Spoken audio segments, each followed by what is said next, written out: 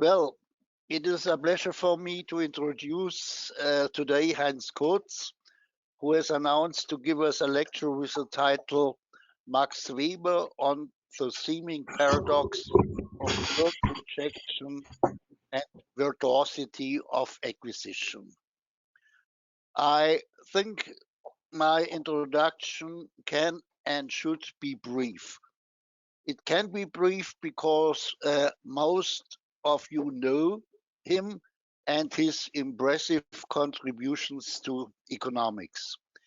It should be brief because the paper on which his contribution is based and which he has written last year on the occasion of the centenary of Max Weber's thesis is comprehensive, and a long introduction therefore would steal him time for his representation.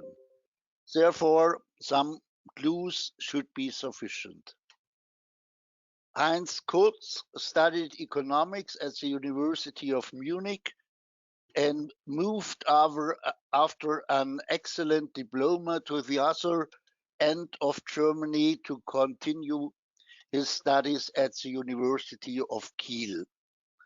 With his doctoral dissertation, he not only won the faculty prize, but at the same time, and more important, the main theme for his further scientific undertakings, Sraffa's reconstruction of classical political economy, which is at the same time a fundamental critique of neoclassical economics. Also, Heinz certainly has contributed to many fields of economics and beyond. This became his fixed point and main field of research. His first affiliation as a professor was with the University of Bremen, where I had the pleasure to become his colleague and co-author of several publications. But unfortunately, our collaboration and common scientific interests couldn't convince him to stay when he got the offer of a professorship at the University of Graz. It goes without saying that I regretted this decision of that time, but afterwards I have now to concede that it was the adequate one, because the tremendous productivity which Heinz exhibited there demonstrates that he has found his proper place. The harvest he gathered was manifold. On the one hand, excellent publications, among them the outstanding book Theory of Production, written with Neri Salvadori, his Italian colleague, in 1995. Together with Richard Sturm, his colleague at Graz University, he wrote excellent introductions to the works of Smith and Schumpeter, and last but not least, he wrote, without co-author in this case, an excellent introduction into economic thought, which you can read in English, German, Chinese, and most probably, meanwhile, in further languages. Let me turn now to the theme of today's lecture. As an outstanding historian of economic thought, Heinz is familiar with the works of a large quantity of economists. When a special anniversary of one of them is drawing near, he is one of the first persons editors have in mind for a contribution with the objective to evaluate the work of the respective deceased economist. Last year, he could serve twofold with Friedrich Engels, who was born in 1820, and with Max Weber, who died in 1920. If I understood the title of the following contribution correctly, it is not Max Weber's scientific work in general which should be addressed with his following contribution, but mainly a certain and highly important aspect of Weber's work, the connection between Protestant ethic and capitalism, or more precise, the spirit of capitalism. David Landis, the famous economic historian, speaks with respect to this contribution of Max Weber as, citation, one of the most provocative essays ever written. Before I return to this topic, I think some remarks are necessary with respect to the relation between economics and Max Weber. Whereas Max Weber, unaltered, is highly regarded by sociologists and political scientists, this certainly can be said as far as economists are concerned. In most of the histories of economic thought, it is a waste of time to look for his name because it is missing completely. The majority of economists are of the opinion that his contribution to economics are negligible. But this assessment is probably more characteristic for mainstream economics than for Weber's contribution to economics. In the center of mainstream economics stands the economic man who doesn't exhibit remarkable differences in time and space. Social scientists, as Weber, cannot accept such a conception of economic agents. For them, they are formed by the society they live in, and therefore quite different from the individuals of neoclassical theory, who decide autonomously and completely unaffected by the society they are surrounded with. Also, I have some problems with the central role ascribed by Weber to the Protestant ethic for the spirit of capitalism. I have no problem to show him my allegiance as far as the historical embeddedness of economic behavior is concerned. But here I think I should stop and hand over to Heinz. Unfortunately, this time not available for a personal meeting and a common beer after the seminar. Thank you very much. First of all, Peter, thanks very much for your extremely friendly introduction. And I hope I can come up to the standards you attributed to me in your brief remarks. Thanks very much indeed. I hope I'll do sufficiently well. Now, the talk today, well, it's a great pleasure to be in the Adam Smith seminar once again. I think it's my third occasion now to give talks, and it's very good to see good, and I'm afraid to say old friends. Time is moving quickly, and we can't do anything about it than to just follow it. Now, after a short introduction, a brief account of the life and work of Max Weber, because today he cannot be expected to be known amongst most economists.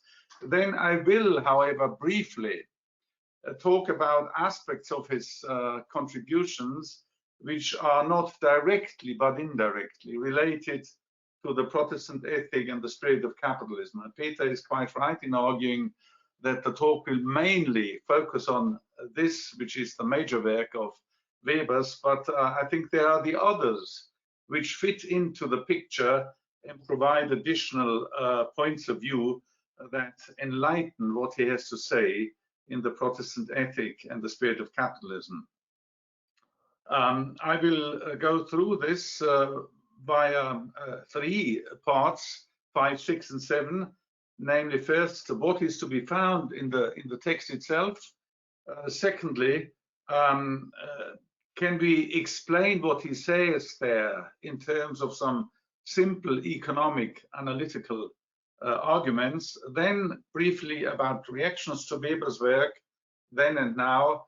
And then, although Marx is never mentioned by Weber in the Protestant Ethic, like the Spirit of Capitalism after the Reformation is still there, and so is Marx's spirit. I mean, in Weber you can really inhale ideas of Marx every once in a while, and important ones, and I think one ought to be clear about what Weber got from Marx, at least to some extent, and what not. Then perhaps a concluding remark, but I suppose that there's not enough time.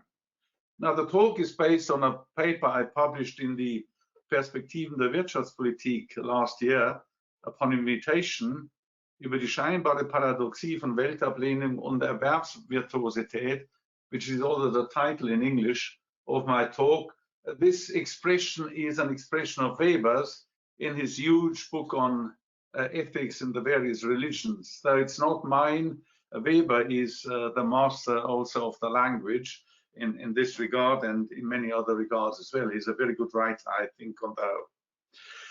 Now, Weber, an economist, Peter already pointed out that many people today, and as a matter of fact, in the first half of the last century, disputed this. Even Schumpeter, who knew Weber quite well, said, no, he was not an economist at all. And this only a few pages after he had called him the head of the youngest historical school. So there is a kind of contradiction here. And clearly enough, what is an economist depends on what economists do at a particular time. Economics is what economists do, and at the time of Weber, they did many of the things he did, and they do it again today. So the subject and its confines change as time goes by. But what is true is that Weber was a kind of homo universalis in the social sciences and even beyond. And he was a founder or co-founder, at any rate, of several new sub-disciplines, such as the economics of religion, or more general cultural economics, economics, sociology, and many other things. And today, again, he's very much discussed, at least in certain parts of economics. His own credo was objective ruthlessness. He tried to be as precise and as clear and as objective as possible. Now, life and work, very briefly. Born 21st of April 1864, father law and member of the Reichstag, his mother a Huguenot lady who had a great impact on him. He had health problems throughout his life. He studied in Berlin and got his PhD in 1889 on history of trading companies in the Middle Ages. He was an economic historian. In 92, he did his habilitation in legal history and got the Vienna in Roman law and German commercial law, and then the year after became an assistant professor in Berlin. He married in the same year his great niece Marianne Schnittger. 1892 was important for him because he collaborated in an inquiry of the Verein für Sozialpolitik on the situation of agricultural workers in East Elbe and the Polish question, and became known amongst economists in Germany and established his reputation. Already in 1894, he was appointed to a chair at the University of Freiburg and had to read the 3 major lectures at the time: general economics, which was economic theory, practical economics, which was policy, and public economics. And he funnily said that he now, for the first time, heard the lectures, namely those given by himself. He was not particularly well read in economics prior to that. In 1997, he became the successor of Karl Knies at the University of Heidelberg and started to work on the Protestant Ethic and the Spirit of Capitalism. But he suffered from an increasing inability to speak and panic attacks. In 98, leave of absence and a breakdown when he wanted to start again lecturing. In 1903, he resigned from his post. Since until 1918, he lived the life of an independent scholar living on the interest income from his and his wife's inheritances. 1900 to 1904, he studied a lot of time at the Royal Prussian Historical Institute in Rome, especially on the history of monasticism. 1902 was published Sombart, Der moderne Kapitalismus. Sombart was his friend, but also his rival as regards the interpretation of capitalism. And Sombart was really the one who introduced the term capitalism into the debate. It was not Marx so much, nor was it Weber. But indeed, as we can see, Weber anticipated many of the ideas of Sombart's, although he had not published them in official organs. 1903, 1904, lots of essays, and particularly one on objectivity in the social sciences. And in 1904, he also became, together with Edgar Jaffe and Sombart, editor of the Archiv für Sozialwissenschaft und Sozialpolitik, and published the first part, it came in 2 installments, of the Protestant Ethic. He also traveled to the United States in the same year and studied Protestant sects there. 1905 brought the second part of the Protestant Ethic. 1909, there was the meeting of the Verein für Sozialpolitik in Vienna, and this brought a confrontation with Gustav Schmoller and the historical school, the famous Werturteilstreit, the debate about value judgments. Disenchanted with the Verein für Sozialpolitik, Weber became one of the founders of the Deutsche Gesellschaft für Soziologie. But also this society was quickly infected by the virus of political judgments, and so Weber in 1911 resigned from the executive board and left the society in 1914. 1909 started the work on the huge project Grundriss der Sozialökonomie, and he also started to work on his own monumental work, Wirtschaft und Gesellschaft, which was published only after he had died in 1922. 1914, when the First World War broke out, Weber was an enthusiast, like many other intellectuals at the time in Germany, but very soon he got disenchanted by what happened. He was particularly disenchanted by the emperor and politicians, and wrote many documents in which he was in favor of a freedom and stopping the war.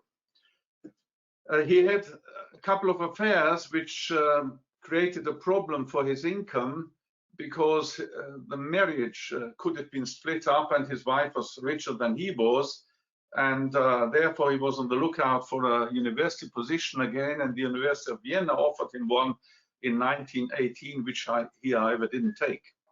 He became a member of the German delegation in Versailles in the peace negotiations, but he was very frustrated because Graf Proctor von Rantzau did not ask his counsel. 1919, he became a professor at the University of Munich following Brentano, and lectured on an outline of a universal social and economic history. In 1915 to 1920, he published several essays on the economic ethics of the world.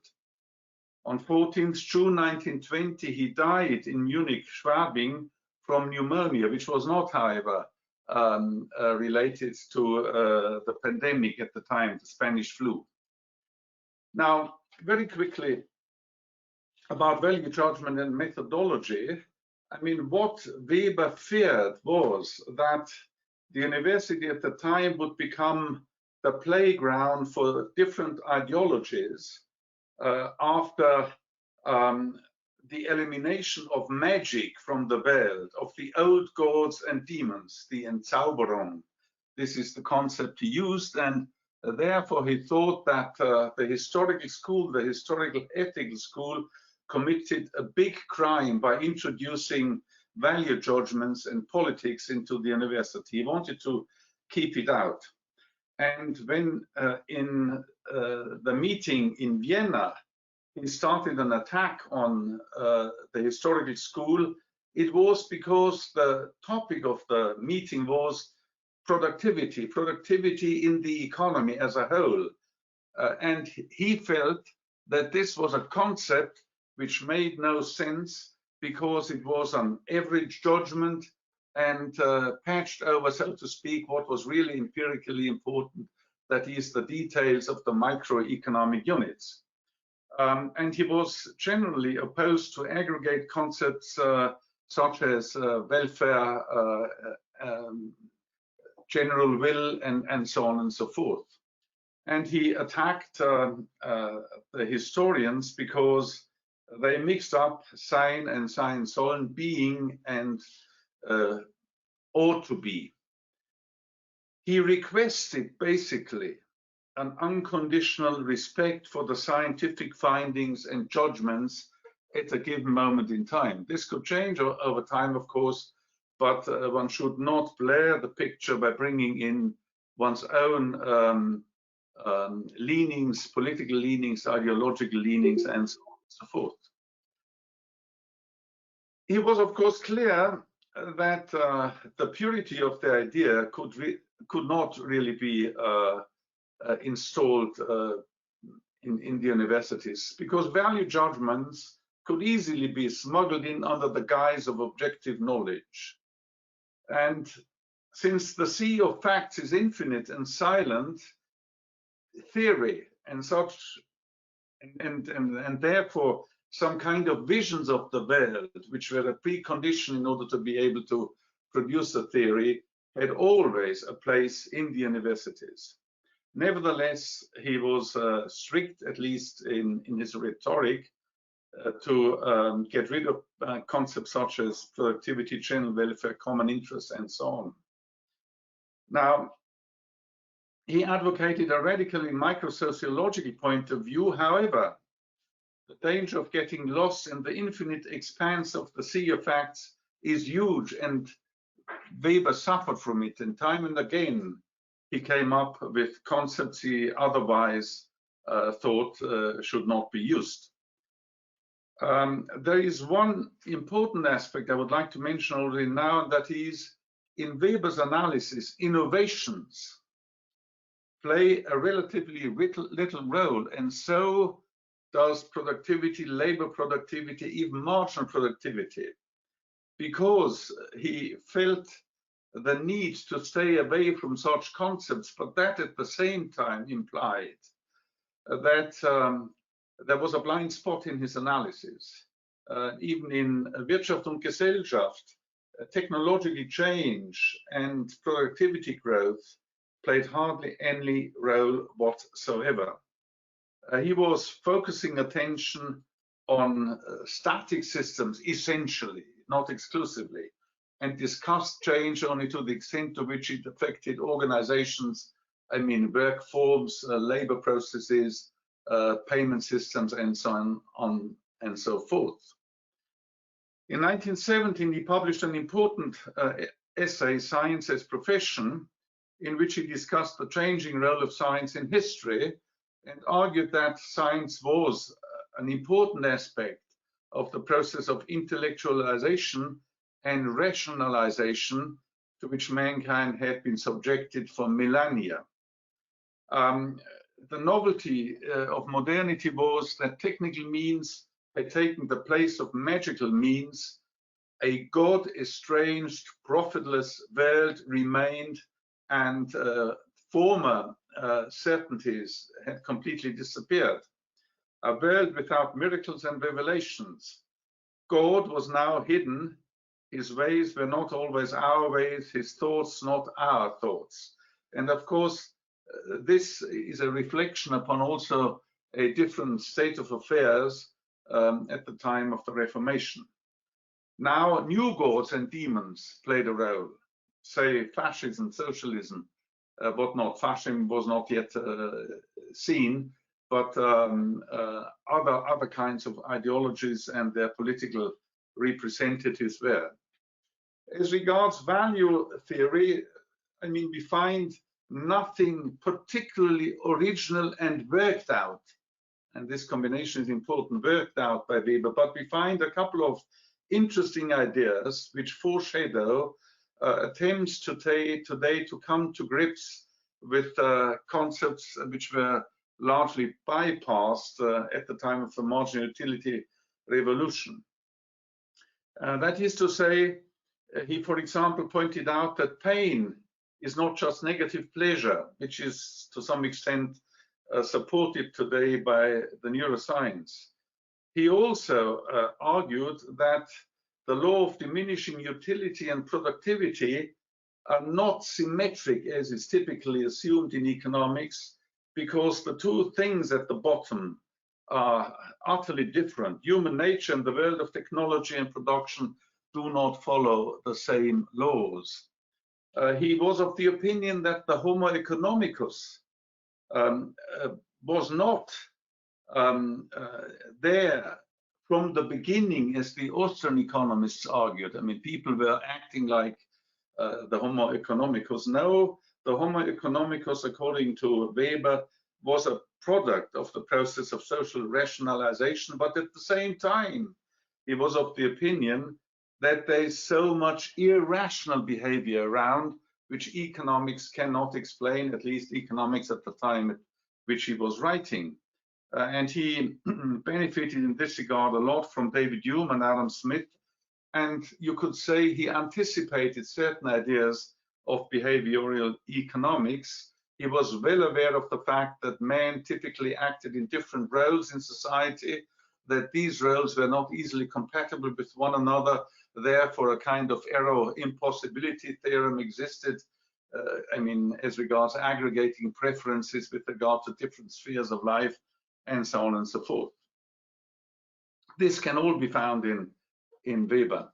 Now, he was critical of what he called naturalistic monism, and thought that economics had fallen victim to naturalistic monism by following the natural sciences and trying to reduce all events to generally valid laws. And he felt that this is not really possible. What economists did with their modeling was they produced utopias in which it was assumed that all the assumptions embodied in the models basically included the entire world out there that was of importance for the very model under consideration, but this was indeed just an utopia and could be utterly misleading and wrong. Now, let's come to the Protestant ethic and the spirit of capitalism. I mean, what we find there in Weber is a very strong statement that ideas matter. The historical power of ideas is to be understood. It is not argued, he does not argue that only ideas matter, but they must be taken into consideration, and the spirit of capitalism is a case in point. He did not argue in his study, in his essay, that he wanted to explain capitalism since its beginnings, not at all. Nor did he wish to substitute what he called a spiritualistic interpretation of history for a materialistic one. That is, of course, Marx. This was not his intention. He wanted to add to the latter, the former, in order to get a more complete picture. He was exclusively concerned with the roots of what he called modern capitalism, of the Western European and American type, and he chastised the foolish and doctrinaire thesis that capitalism is a product of the Reformation. All these accusations and allegations which can be found in the literature are just plain wrong vis-à-vis what Weber actually wrote. He was interested in the differentia specifica, that is, the spirit of capitalism, seen as a part of the development of rationalization as a whole. That was his intention, to bring that out. And now, clearly enough, if you look at that picture, which is from the American historian Vogel, and shows the history of mankind at a glance, we're here, to which period Weber's argument basically applies. And of course, it's essentially around 1600, a little earlier, to 1700, 1750, maybe even 1800, until the afterglow of the Reformation. It is that period. And I mean, if we want to put Weber's approach to the issue at hand into, say, Adam Smith's nice argument, actually using a proverb, then it reads as follows: if the rod be bent too much in one way, say materialistic, in order to make it straight again, you must bend it as much the other. So that is what Weber does. He produces a spiritualistic approach in order to accompany the old one. The whole thing is very much about opinion dynamics, to put it in a concept of our days.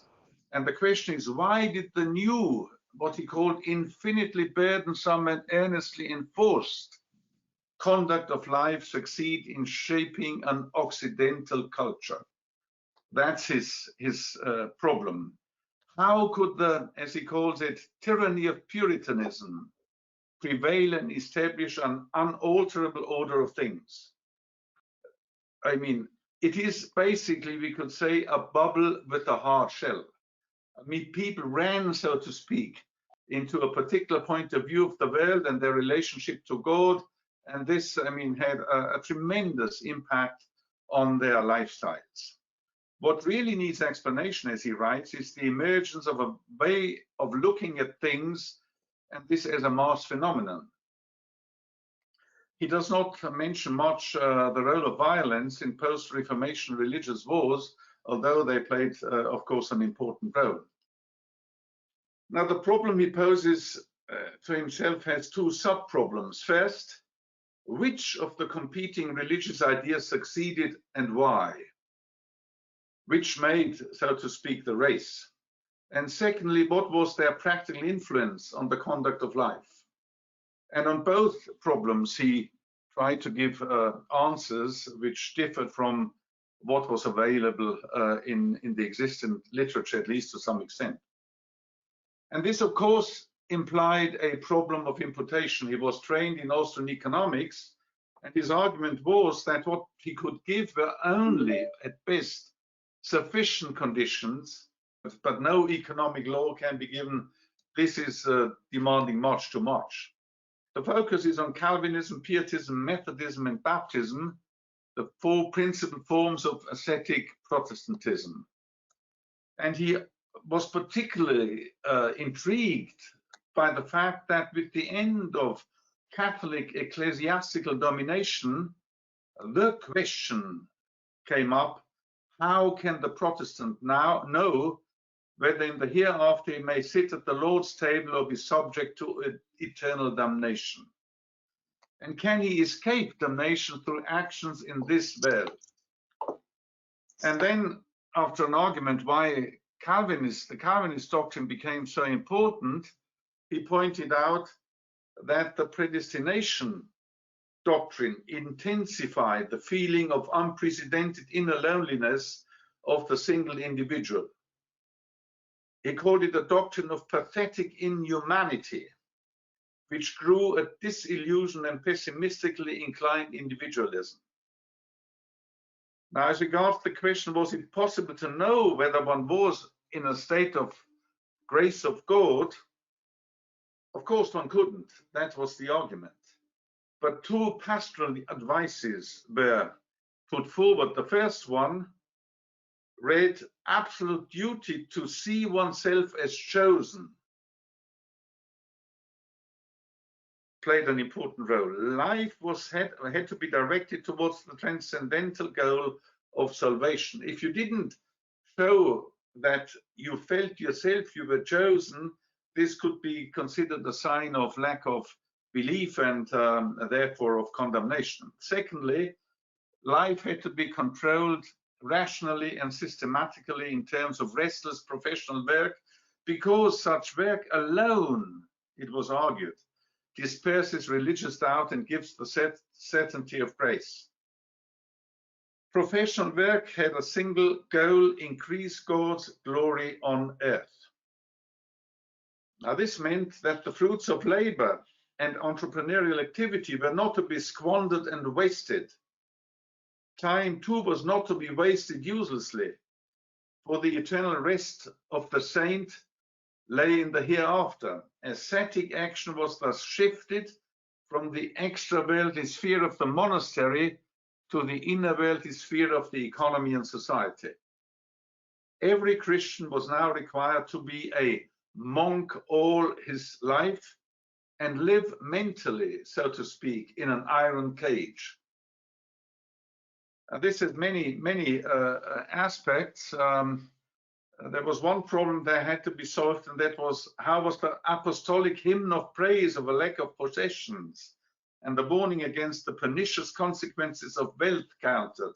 And the argument was simple: since people can make profits, God must have had the idea that making profits is a good thing, provided the profits again were not squandered, but were used to increase God's glory. And God's glory could only be increased by saving and investing. Now, interestingly, Weber, and he pointed this out, had a precursor, and that was William Petty. William Petty, in his Political Arithmetic, published in 1690, wrote on the so-called Hollanders. Dissenters of this kind, he meant Calvinists and Baptists, but for the most part thinking, sober and patient men, and such as believe that labor and industry is their duty towards God. However erroneous soever their opinions be, he added, the duty towards God is at the center of the argument. This was the argument, and of course, when Protestant societies became more wealthy because of higher rates of growth, and utilitarian worldliness appeared, and they finally, left a bit, their religious enthusiasm. It's the afterglow, and it's characterized, as Weber wrote, by a Pharisaically good conscience of the acquisition of money. Now, all this looks terribly irrational, but it only is if one considers consumption to be the sole end of production and the sole end of economic activity. But this is not the case in the world of the Puritans.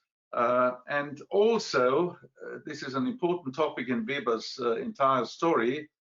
We are not talking about hedonism, but essentially we are talking about addictive behavior. It's Sucht, the German word that he uses.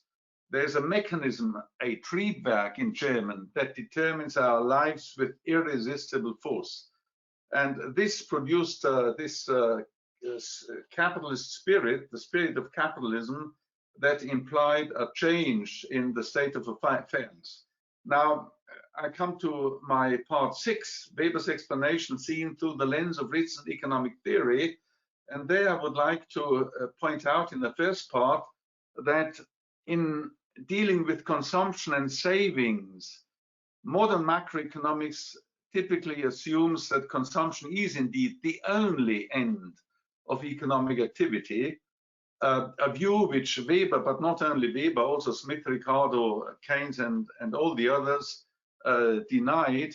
And Weber actually referred to capital accumulation through ascetic compulsion to save.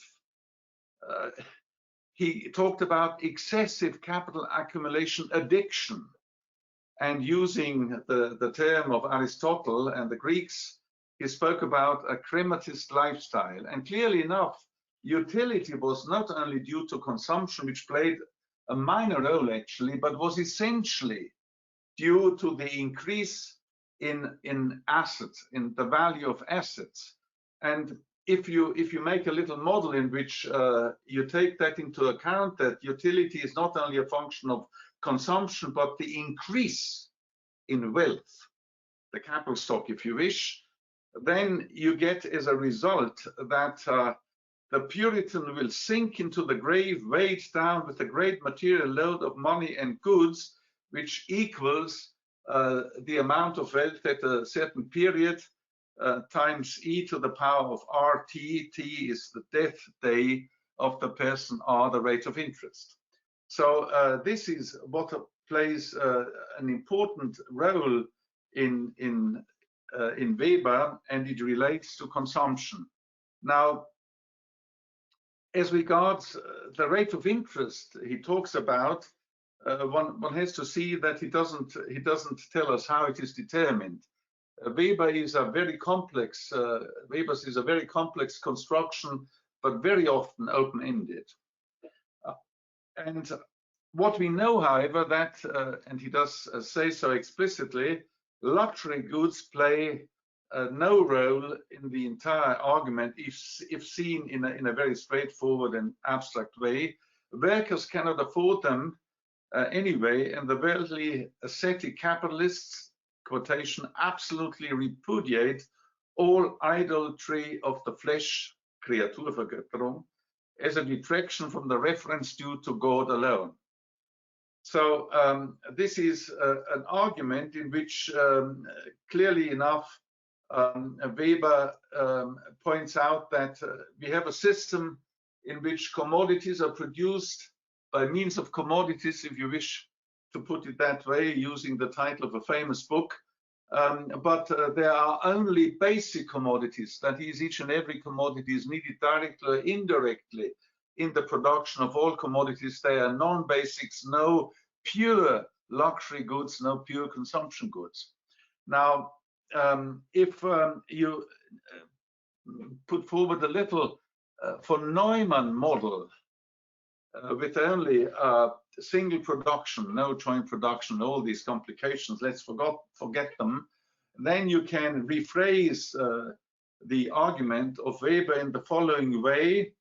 You have an input-output matrix A, whose dominant eigenvalue, if the system is productive, is smaller than unity, and the rate of interest is nothing but 1 minus the dominant eigenvalue divided by the dominant eigenvalue. And if all savings, all profits, all interest is saved and invested, then that rate of interest equals the rate of growth. And interestingly enough, Weber talks about capitalists as pure acquisition machines. Now, in a comment on the von Neumann model, Kelvin Lancaster once put forward the concept of merely investing machines. There's a close connection between the two. Now, the growth rate in Puritan society is, of course, higher because, first, of a lower propensity to consume of capitalists infected by the capitalist spirit. It is also lower because the annual labor performed per worker is larger at constant real wage rates, and it is higher, real wages, but smaller real wage rates, and it is also lower the dominant eigenvalue because of a higher work ethic, both of capitalists and workers, and the higher labor intensity. That is to say, the Puritan ethic brings about a larger rate of growth of the system as a whole. Now, is that dynamically inefficient? Now, if consumption is the sole end, you might think, yes, it is, but of course, consumption is not the only end. And Weber is very clear that this system only functions if there is also an increase in the growth rate of the labor population, that is the population of God's creatures. And if we look at empirics, I just refer to a recent paper by Kelly, O'Grada, and Joel Mocker, The Mechanics of the Industrial Revolution, then there is the argument that in those times, indeed, there was hardly any, at least not continuous and significant technical progress, but there was a lower wage, a high frugality, and work ethic. Now, reactions to Weber's works then and now, the part 7. Schumpeter wrote that great works are defined by revivals, rebirths. And he added, we need not believe that a great achievement must necessarily be a source of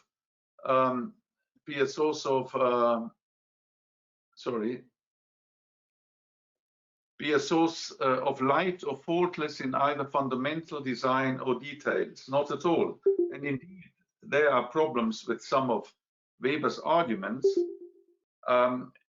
When it was published shortly afterwards, it was particularly well received in the Anglo-American world. Richard Tawney and Talcott Parsons, who translated the book into English, contributed tremendously on its distribution, but there were interpretations which were difficult to reconcile with the text. For example, Talcott Parsons was responsible for the view that it was a counter argument against the materialist one of Marx, and this, as I show in the paper, cannot be sustained. Later on, and more recently, there were arguments which pointed out that the increased literacy rates of Protestants played the important role, and human capital formation was actually the main story. This is not to be found in Weber. It may play a role in later times, but it didn't at the time when Weber wrote. There are other arguments about nationalism and discrimination, which I cannot enter into a discussion. So here you have some recent papers that were written on Weber. But what I wanted to point out here is that the positive effects attributed to religious freedom is important and has been brought out recently. It's favorable to the preservation of civil and democratic rights, social peace, and low corruption. Protestant socialization is said to increase self-control, strengthens mutual trust, and is reflected in longer working hours, lower alcohol consumption.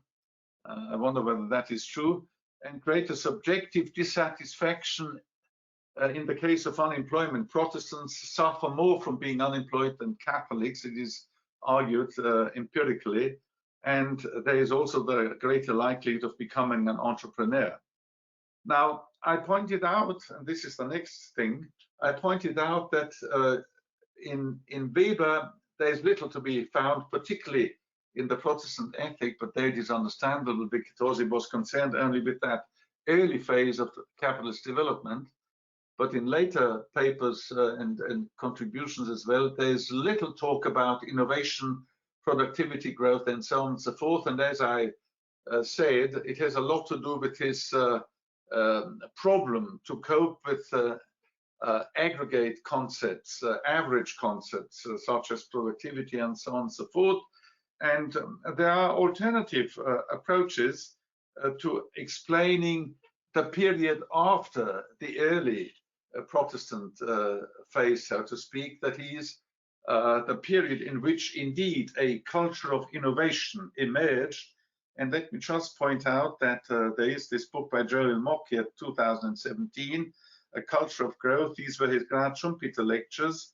Mokia is more going along the lines of Merton, who was a student, a sociologist, a student of Parsons, and who pointed out that what method was a changing orientation of natural philosophy under the influence of Francis Bacon, an emphasis on experimental methodology relying on observation and examination of facts, and the emergence of a deep-rooted belief in human and social progress. And what method was that there were developments in Western Europe, the Netherlands, the United Kingdom, but also elsewhere, which favored eventually lower access costs to information and knowledge. And this played a very important role, and also separation of science and metaphysics. So Mock here provides a kind of argument in favor of the growth in Western Europe in particular, which does not rely so much on Weberian arguments, which he does not dispute to be important for certain periods, but not for other ones. Now, finally, Weber and Marx, I have 4 points to make. The first point to be made is the following. I said Weber is not quoted, Marx is not quoted by Weber in the Protestant Ethic, but he is there. The spirit of Marx is there all the time, I insist.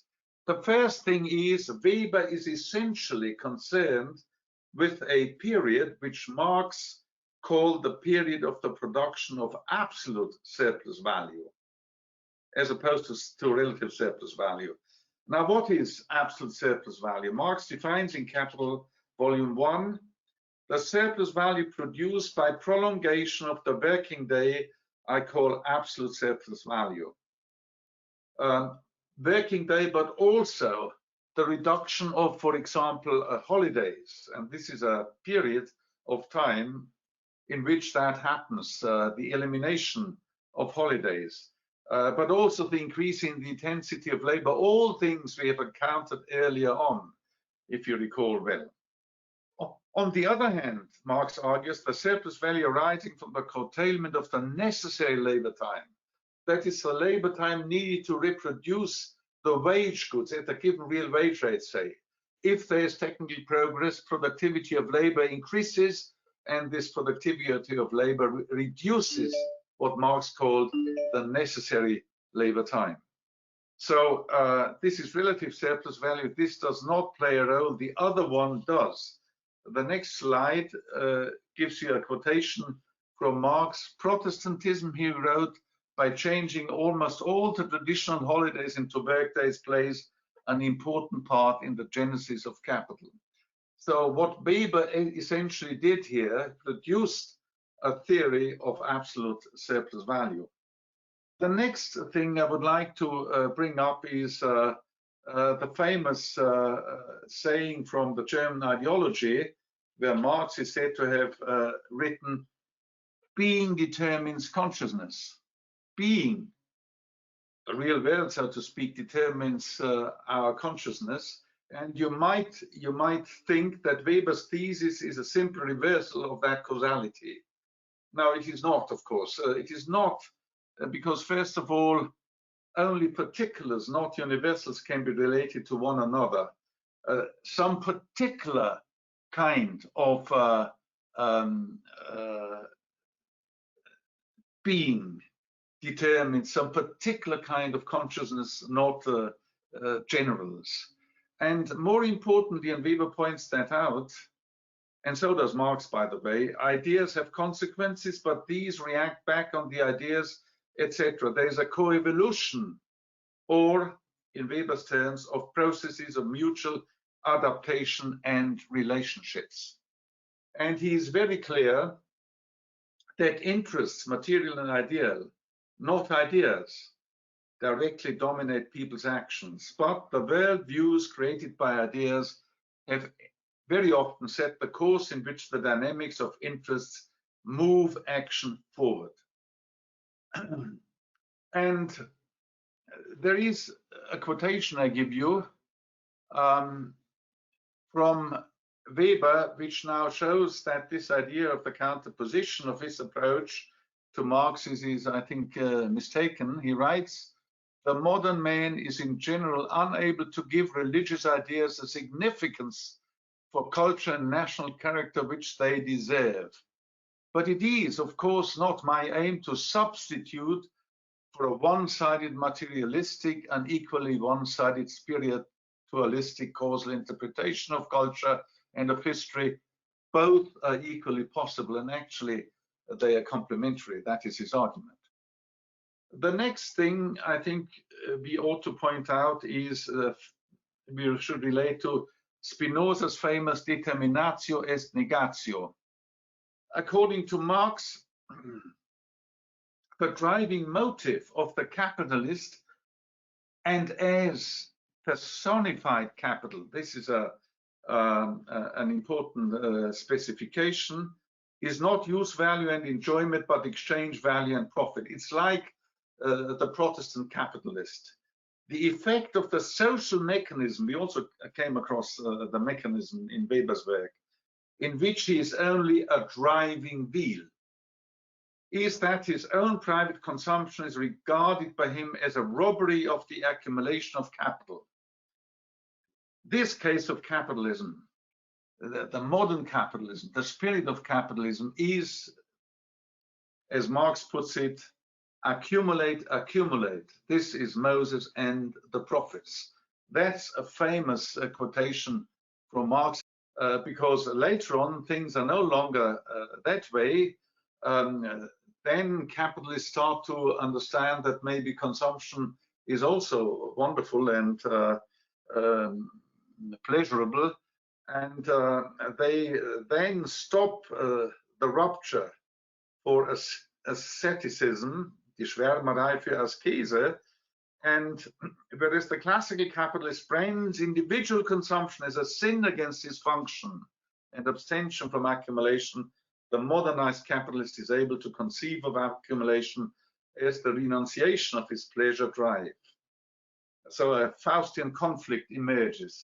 And this brings Marx to a criticism of the theory of abstinence as an explanation of interest and profits. He argues the vulgar economist has never made the simple reflection that every human action can be conceived as abstention from the opposite. Eating is abstinence from fasting, walking abstinence from standing, working abstinence from lazing, lazing abstinence from working, etc. The gentleman would do well to reflect at once on Spinoza's determinatio est negatio, and we may ask with regard to Weber, what reward for his abstinence from consumption could be more valuable to the ascetic capitalist than the grace of God he hopes for? There is no need to pay him profit, in other words, between the lines, so to speak.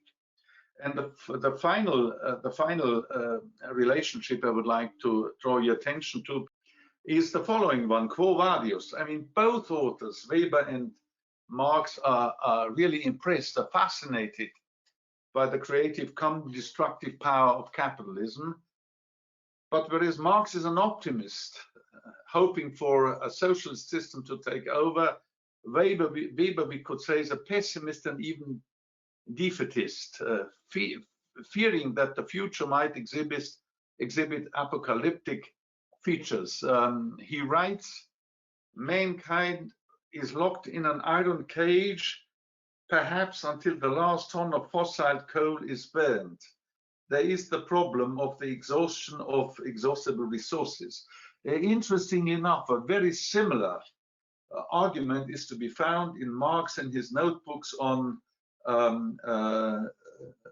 physics, chemistry, biology, etc., where he opines that the world is in danger of, that is, humankind is in danger of dying because of a lack of natural resources left over.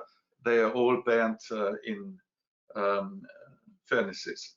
And Weber, the cultural pessimist, also concludes his essay with a statement which reads, "For the last stage of this cultural development, it might well be truly said, specialists without spirit, hedonists without heart, this nullity imagines that it has attained a level of civilization never before achieved." I think I should stop. Thank you very much for your attention and for your hopefully interest. Thanks. Yeah.